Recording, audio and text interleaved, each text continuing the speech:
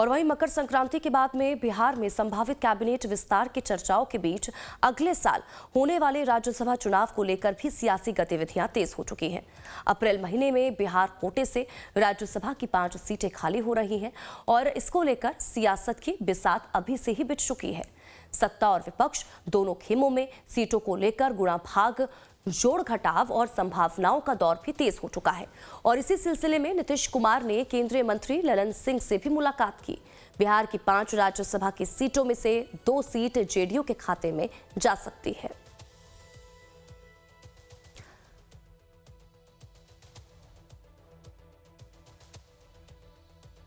तो अब देखिए किनका कार्यकाल कब खत्म हो रहा है, अब ये भी आपको बताते हैं। तो बिहार राज्यसभा चुनाव 2026 किनका कार्यकाल कब खत्म हो रहा है ये भी जानिए। हरिवंश नारायण सिंह जेडीयू कोटे से राज्यसभा सांसद हैं और वर्तमान में राज्यसभा के उपसभापति हैं। इसके अलावा रामनाथ ठाकुर जेडीयू कोटे से राज्यसभा सांसद और वर्तमान में केंद्र सरकार के मंत्री हैं। इसके अलावा प्रेमचंद गुप्ता आरजेडी से राज्यसभा सांसद हैं, लालू यादव के करीबी ये माने जाते हैं। अगला नाम है अमरेंद्रधारी सिंह। इनकी बात करें तो देखिए आरजेडी कोटे से राज्यसभा सांसद है, लालू यादव के करीबी माने जाते हैं। उपेंद्र कुशवाहा आरएलएम के अध्यक्ष हैं। कुशवाहा की पार्टी के पास सिर्फ 4 विधायक हैं।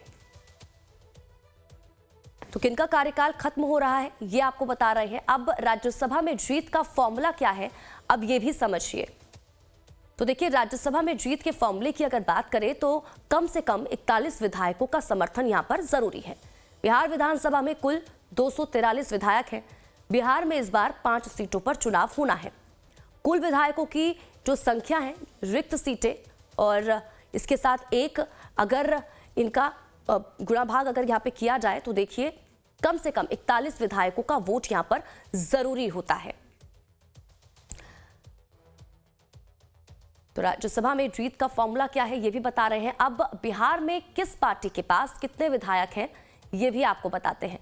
तो बीजेपी की अगर बात करें तो यहां पर 89 विधायक बीजेपी के हैं।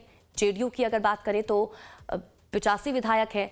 एलजेपीआर के 19 विधायक, आरएलएम के 4 विधायक, हम के 5 विधायक, आरजेडी के 25 विधायक, कांग्रेस के 6 विधायक, लेफ्ट के 3 विधायक, एआईएमआईएम के 5 विधायक और बीएसपी के साथ आईआईपी की अगर बात करें तो देखिए यहां पे उसके 2 विधायक हैं। अब राज्यसभा चुनाव में सीटों का गणित किस तरह से है ये भी आपको समझाते हैं। तो देखिए 4 सीटों पर एनडीए की जीत की प्रबल संभावनाएं हैं। प्रथम वरीयता के 41 वोटों की आवश्यकताएं, एनडीए के खाते में 202 विधायक हैं। तो वहीं महागठबंधन को 1 सीट मिलने की संभावनाएं यहां पर बनी हुई हैं। महागठबंधन के खाते में मात्र 35 विधायक हैं। महागठबंधन को जीत के लिए अन्य विधायकों की यहां पर जरूरत है। 5वीं सीट को लेकर अब यहां पर जो पेच है वो फंस सकता है।